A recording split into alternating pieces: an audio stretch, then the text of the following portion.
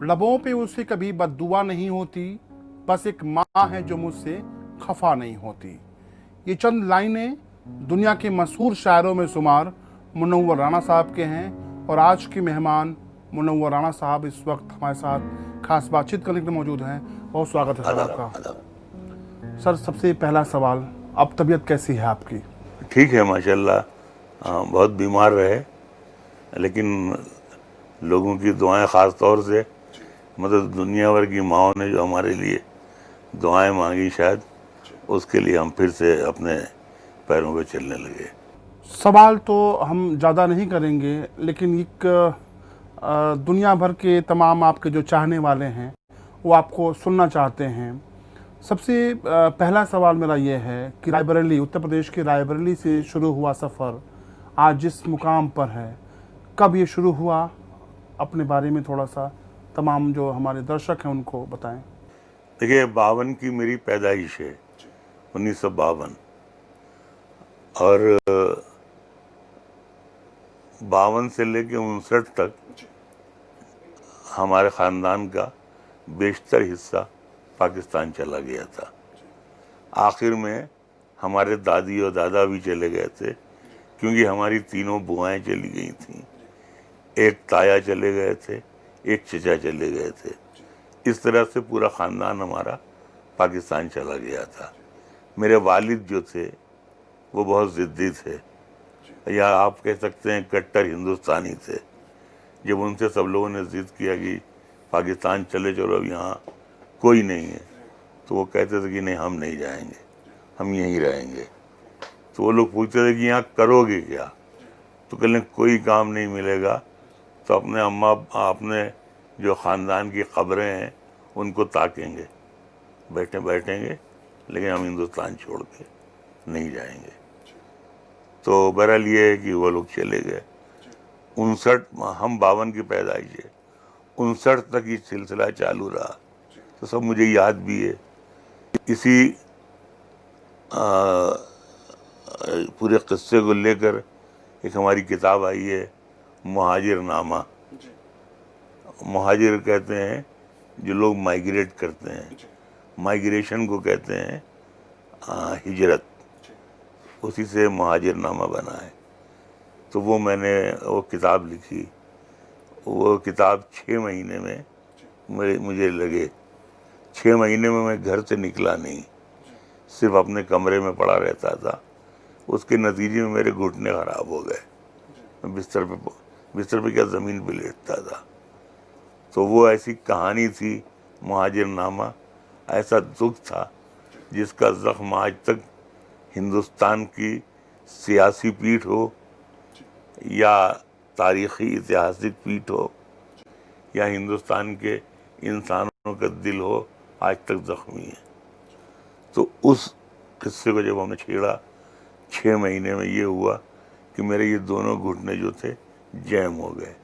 फिर इनका ऑपरेशन हुआ। ऑपरेशन होने के बाद नतीजा ये हुआ, एक घुटना जो था वो इन्फेक्शन में चला गया। उसकी वजह से हमारे दोनों घुटने इम्प्लांट हुए। आज तक तकलीफ़ में हैं, बहुत तकलीफ़ में रहे। तो बहरहाल ये सज़ा उसकी थी वो किताब लिखने की। जिस तरह से बंटवारे की सज़ा आज तक हमें झेलनी पड़ रही है, उसी तरह से बंटवारे की कहानी लिखने की सज़ा हमारे घुटनों को झेलनी पड़ी, कि जो 6 महीने के अंदर में ही हमेशा के लिए ख़राब हो गए। लेकिन मुझे खुशी होती है कि कम से कम मैंने अपने कलम से हिंदुस्तान की तक़सीम, हिंदुस्तान के बंटवारे, हिंदुस्तान की बेसबब जो ये तक़सीम हुई, सिर्फ राजनीति, सियासत, लोभ, लालच, मैं बड़ा कि तू बड़ा, वहाँ आओगे तो ये मिलेगा, यहाँ रहोगे तो ये मिलेगा, इन सब हंगामों की नज़र ज़बरदस्ती हिंदुस्तान के 3 टुकड़े हो गए। जो 2 हुए ही इसलिए थे कि जब 2 होते हैं तो तीसरा भी हो जाता है।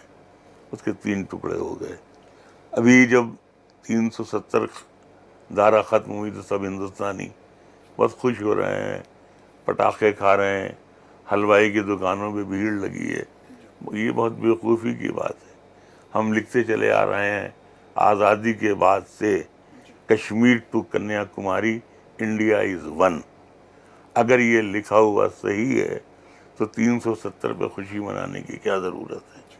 اس کا مطلب ہے یہ تو ہمیشہ سے ہمارا تھا.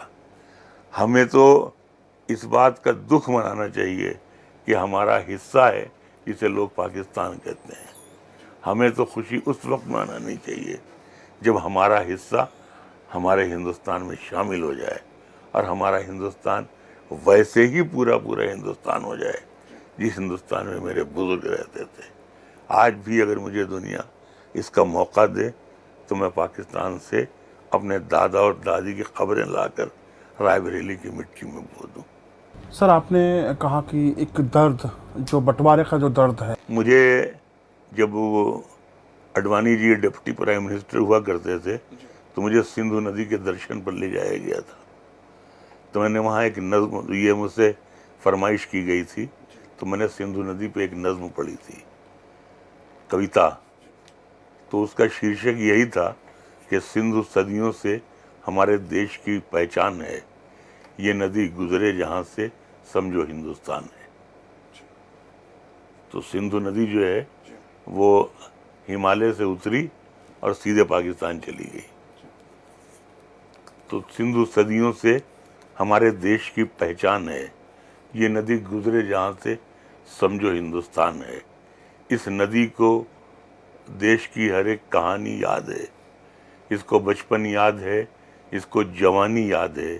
یہ کہیں لکھتی نہیں ہے، منہ زبانی یاد ہے. اے سیاست تیری ہر ایک مہربانی یاد ہے. اب ندی کو کون بتلائے یہ پاکستان ہے، یہ ندی گزرے جہاں سے سمجھو ہندوستان ہے. تو یہ جو ہے یہ سیاسی میٹھا بول ہوا کہ 370 ہٹا دی. ہمارے کان یہ سننا چاہتے ہیں کہ پاکستان جو ہے وہ ہندوستان میں آ گیا. کیونکہ آپ تو لکھتے چلے آ رہے ہیں پہاڑوں پر، دیواروں پر، چٹانوں پر، Kashmir to Kanyakumari India is one. جب Kashmir to Kanyakumari India is one تھا تو 370 ہٹائیے نہ ہٹائیے اس سے فرق کیا پڑتا ہے؟ فرق تو یہ ہے کہ آپ پاکستان اور بنگلہ دیش کو ایک بار پھر اس میں شامل کر کے اور اس کو ویسے ہی ہندوستان بنا دیجئے جیسا ہندوستان اورنگزیب اور بابر بنا کر کے گئے تھے، جس میں افغانستان تک ہمارے دیش کا حصہ تھا. لیکن جب دھارا 370 جب جب اس کو قانون جب آیا اس کے بعد سے بیروت بھی خوب ہوئے دیش میں. اس پر جو سیاسی روٹیاں ہیں وہ بھی سیکی گئی ہیں. نہیں، ظاہر سی بات ہے کہ یہ میں نے آپ سے کیا کہا کہ پاکستان بنا ہی تھا سیاسی روٹیوں کے لیے. پاکستان تو ایک توا ہے جس پر ہندوستان کبھی اپنی روٹی سیک لیتا ہے، پاکستان مسلسل اپنی روٹی سیکتا رہتا ہے. اور کشمیر اوپر سے اترنے والی روٹی ہے جو کبھی یہ پکڑ کے کچھ کھا لیتے ہیں، کچھ وہ نوش کر کے کھا لیتا ہے. تو یہ پورا سیاسی کھیل ہے. بٹوارے کا درد آج بھی آپ کے ذہن میں ہے جھلک؟ میں نے بہت لکھا ہے. میں نے یہ لکھا ہے کہ ہمیں انگریزوں سے نفرت کرنی چاہیے تھی کیونکہ انہوں نے ہم پہ ظلم کیا. ہم آپس ہی میں نفرت کر رہے ہیں، اس کا مطلب ہے پھر انگریزوں کے ساتھ ملنا چاہتے ہیں. کہ انگریزوں نے اگر انہوں نے ہمارے ملک پہ قبضہ کیا تھا تو ایمانداری سے پورا ملک ہم کو دے دیتے. بھئی سیدھا سا حساب ہے دنیا کا کہ اگر ہم نے آپ سے 100 روپے لیے ہیں تو دنیا کہے کہ بھئی آپ 100 روپے واپس کر دیجئے. لیکن ہم یہ کہیں گے نہیں 13 روپے گپتا جی کے باقی ہیں، 26 روپے آپ نے خان صاحب سے لیے تھے، یہ 13 روپے اگنی ہوتری جی سے لیا تھا، یہ سب کاٹ کر کے یہ 39 روپے آپ لے لیجئے. وائی؟ آپ بٹوارہ کیوں کریں گے؟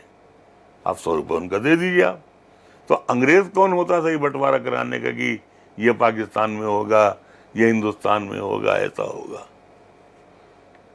تو وہ تو یہ چاہتے ہی تھے کہ دنیا کی بڑی طاقت ہندوستان نہ بن پائے. آپ یہ سوچئے کہ اگر 47 کا بٹوارہ نہ ہوا ہوتا تو آج دنیا کا کوئی بھی ملک ہندوستان سے آنکھ ملاتے وقت چشمہ لگا کے بات کرتا، اتنا خوف ہوتا ہندوستان کی آنکھوں کے شعلوں سے.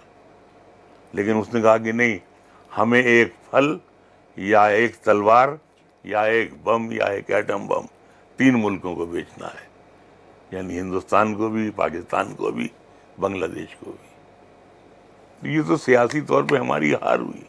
ہم نے جتنی کتابیں لکھی جو سوچتے ہیں وہ یہی ہے. سیاسی ہار گیا بھائی، ہمارا پورا خاندان وہاں چلا گیا. ہم کو اپنے میں کتنے دن لگے یہاں پر. ہمارا وہاں خاندان جو گیا اس کو کوئی جاتے ہی وہاں پردھان منتری نہیں بنایا گیا.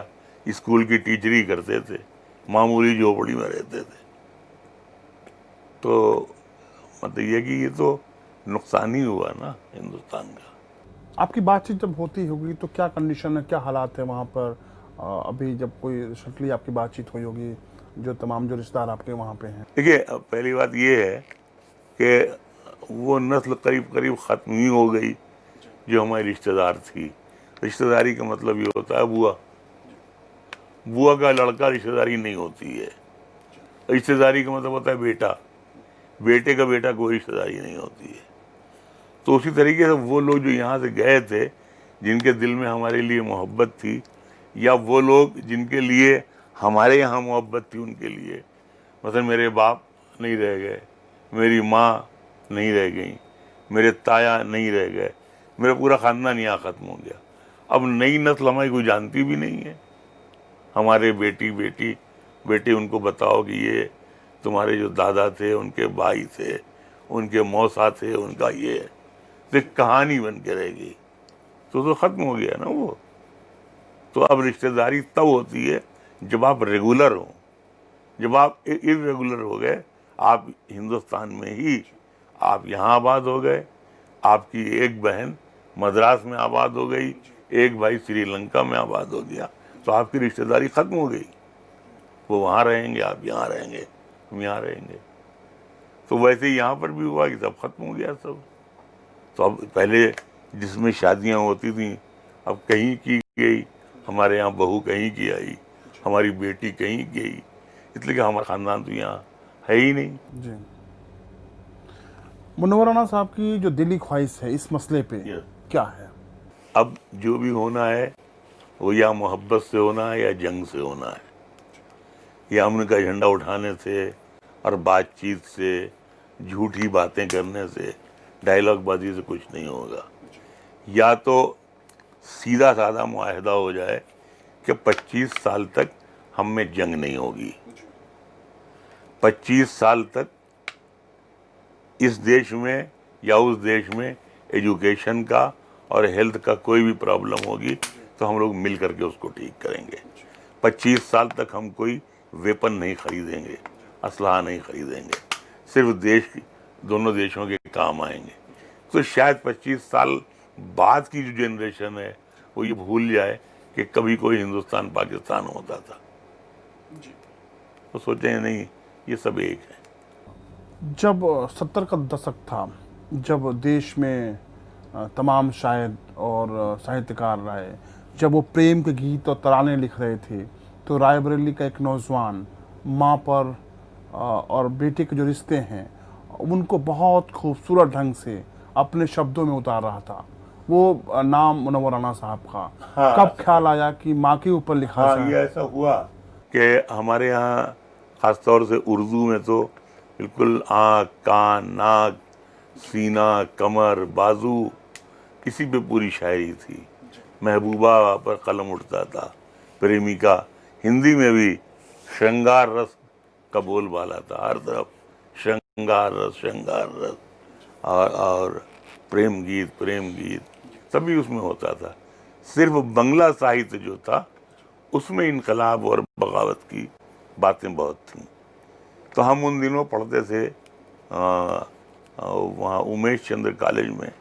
جب نام لکھایا تو مطلب ہائر سیکنڈری میں جب داخل ہوئے تو وہاں جو ہمارے بنگالی دوست تھے وہ ہم سے اکثر کہتے تھے کہ جب تمہارا اردو ساہتیہ، جب ہمارا بنگلہ ساہتیہ انگریزوں سے پنجے لڑا رہا تھا تو تمہارا اردو غزل ویشیا کے کوٹھے سے اتر رہا تھا. تو ہم کو لگتا کہ ہاں بات تو یہ ٹھیک کہہ رہا ہے، کیونکہ ہمارے یہاں ایسی شاعری زیادہ ہوئی کہ جو اس طرح کی بہت شاعری کی گئی کہ جو بیٹی کے سامنے یا بہن کے سامنے نہیں پڑھی جا سکتی تھی. دوپٹے کو آگے سے دوہرا نہ اوڑھو، نمودار چیزیں چھپانے سے حاصل. ہم تم ہو شب وصل جو تنہا تو مزہ ہو، ہم سے ہو ادب دور حیا تم سے جدا ہو، اور وغیرہ وغیرہ سب یہی تھا. پوچھا جو ان سے چاند نکلتا ہے کس طرح، زلفوں کو رخ پہ ڈال کے جھٹکا دیا کہ یوں. پوچھا جو عاشقوں کو جلاتے ہیں کس طرح، دامن پکڑ کے غیر کا بتلا دیا کہ یوں. تو پوری شاعری اسی پر ناچتی رہتی تھی. تو ہم نے یہ سوچا کہ ہاں یہ بات تو ٹھیک کہہ رہے ہیں یہ لوگ. تو میں نے سوچا کہ کچھ نہ کچھ اس میں چینجز ہونے چاہیے. تو میں نے سوچا کہ ماں پہ شعر کہنے چاہیے. اب اس کی وجہ یہ کہ جیسے مجھ سے اکثر لوگوں نے پوچھا کہ ماں ہی کیوں چنا آپ نے، تو ہم نے کہا دیکھیے دھارمک شاعری پہ تو بڑے بڑے دھرم گرنتھ لکھے گئے، اس میں میرا کوئی وجود نہیں تھا. دوسری بات یہ ہے کہ جب بٹوارا ہوا تو ہمارے پتا جی ٹرک چلاتے تھے، بہت خراب حالات تھے غریبی کے. مجھے سوتے میں چلنے کی عادت تھی، تو میری ماں بہت ڈرتی تھی کہ میں سوتے میں اٹھ جاتا تھا، دروازہ کھول کے باہر نکل جاتا تھا، کہیں آنگن میں کھڑے ہو کے پیشاب کرنے لگتا تھا. تو وہ ڈرتی تھی کہ کہیں یہ بھاگ نہ جائے، غائب نہ ہو جائے. والد رہتے نہیں تھے، وہ ٹرک لے کے چلتے تھے. گھر میں ایک ٹاٹ کا پردہ تھا، وہی ہمارا پردہ بھی تھا، وہی ہماری عزت بھی تھی. تو پھر ہمارا اونچا ننیال تھا، تو ہماری موسی ہم کو وہاں لے جاتی تھی.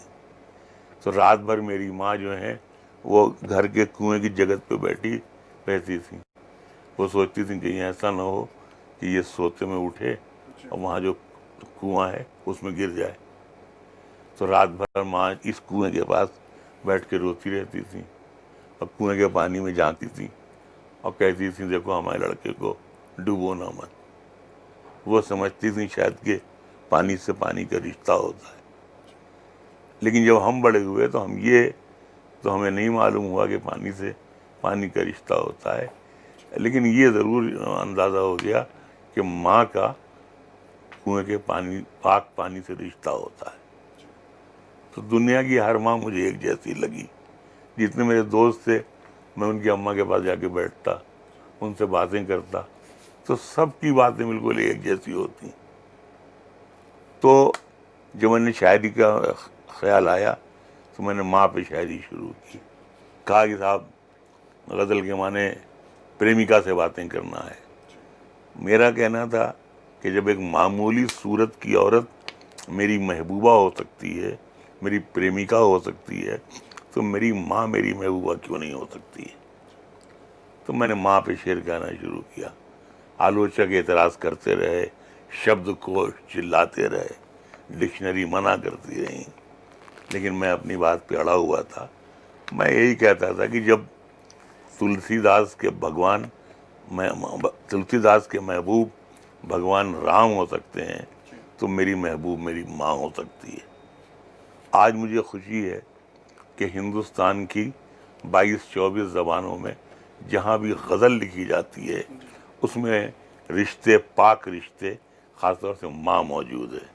یہ ایک چھوٹا سا شاید میرا کام ہے، اور میں سوچتا ہوں کہ اگر اسی کام کے ذریعے 2 شعر ماں کے حوالے سے ہی اگر ہم زندہ رہیں تو ہمارے لیے یہ بڑی بات ہوگی. پہلی ماں پہ شاعری وہ کون سی تھی آپ کی جسے آپ نے اپنے قلم سے اتارا، شبدوں میں بیان کیا؟ ایسے اکٹھا تو نہیں ہوگا، لیکن انہی طرح کی ایک شعر میں نے کہا تھا کہ گھیر لینے کو مجھے جب بھی بلائیں آ گئیں، ڈھال بن کر سامنے ماں کی دعائیں آ گئیں. یہ میں نے کہا تھا. یہ 70s کے اور پہلے 66 میں کہا ہوگا. تب ہم باقاعدہ شاعری نہیں کرتے تھے. تو یہ پہلا شعر تھا. گھیر لینے کو مجھے جب بھی بلائیں آ گئیں، ڈھال بن کر سامنے ماں کی دعائیں آ گئیں. پھر میں نے بہت تقریباً ہر غزل میں کوشش کرتے تھے کہ ایک شعر ماں کا آئے، لیکن یہ کوشش کر کے بلکہ نہیں ہوتا تھا، کچھ اس طرح سے آ جاتا تھا کہ ہم خود ہماری سمجھ میں نہیں آتا تھا ایسا کیسے ہو گیا. ہوتے ہوتے ہوتے اندازہ نہیں ہوا کہ اتنے شعر ہم نے ماں پہ کہہ دیے. تو پھر وانی پرکاشن نے 2007 میں ایک کتاب ماں چھاپی میری. اس میں جتنے بھی ماں پہ کہے ہوئے شعر تھے رشتوں سے متعلق، وہ سب اکٹھا کر کے انہوں نے ماں کے نام سے وہ کتاب چھاپی. اب تک اس کے 12-13 ایڈیشن چھپے ہیں، اور مجھے خوشی ہے کہ وہ کتاب 10 لاکھ سے زیادہ بکی ہے. بیسٹ سیلر میں بھی اس کا شمار ہوتا ہے، اور دنیا کی 6-7 زبانوں میں اس کا ترجمہ ہوا ہے. پاکستان میں بھی اردو میں چھپی ہے یہ، اور بہت کتابیں بکی ہیں. گرمکھی میں بھی آئی ہے یہ کتاب، اور بہت ہی زبانوں میں یہ کتاب آئی ہے. ایک اور آپ کی جو لائنیں ہیں مجھے یاد آتی ہیں کہ جس دوپٹے میں آپ نے آنسو پوچھے تھے وہ کبھی. جی. محبت کرنے والوں میں یہ جھگڑا ڈال دیتی ہے، محبت کرنے والوں میں یہ جھگڑا ڈال دیتی ہے، سیاست دوستی کی جڑ میں مٹھا ڈال دیتی ہے. طوائف کی طرح اپنے غلط کاموں کے چہرے پر، طوائف کی طرح اپنے غلط کاموں کے چہرے پر حکومت مندر اور مسجد کا پردہ ڈال دیتی ہے. طوائف کی طرح اپنے غلط کاموں کے چہرے پر حکومت مندر اور مسجد کا پردہ ڈال دیتی ہے. ہجرت کہتے ہیں مائگریشن کو، بچھڑ جانے کو. طوائف کی طرح اپنے غلط کاموں کے چہرے پر حکومت مندر اور مسجد کا پردہ ڈال دیتی ہے. کہاں کی ہجرتیں، کیسا سفر، کیسا جدا ہونا، کسی کی چاہ پیروں پر دوپٹہ ڈال دیتی ہے. کہاں کی ہجرتیں، کیسا سفر، کیسا جدا ہونا، کسی کی چاہ پیروں پر دوپٹہ ڈال دیتی ہے. یہ چڑیا بھی میری بیٹی سے کتنی ملتی جلتی ہے، کہیں بھی شاخ گل دیکھے تو جھولا ڈال دیتی ہے. یہ چڑیا بھی میری بیٹی سے کتنی ملتی جلتی ہے، کہیں بھی شاخ گل دیکھے تو جھولا ڈال دیتی ہے. بھٹکتی ہے ہوس، بھٹکتی ہے ہوس دن رات سونے کی دکانوں میں، غریبی کان چھدواتی ہے تنکا ڈال دیتی ہے. بھٹکتی ہے ہوس دن رات سونے کی دکانوں میں، غریبی کان چھدواتی ہے تنکا ڈال دیتی ہے. تصور میں صحیح لیکن میں گلدستہ بناتا ہوں، سزائیں دیجئے میں آپ کا چہرہ بناتا ہوں. دلت عورت کی صورت پھر رہی ہے ساری دنیا میں، تجھے اے مفلسی میں آج سے اپنا بناتا ہوں. دلت عورت کی صورت پھر رہی ہے ساری دنیا میں، تجھے اے مفلسی میں آج سے اپنا بناتا ہوں. نہ جنت میں نے دیکھی ہے، نہ جنت کی توقع ہے، مگر میں خواب میں اس ملک کا نقشہ بناتا ہوں.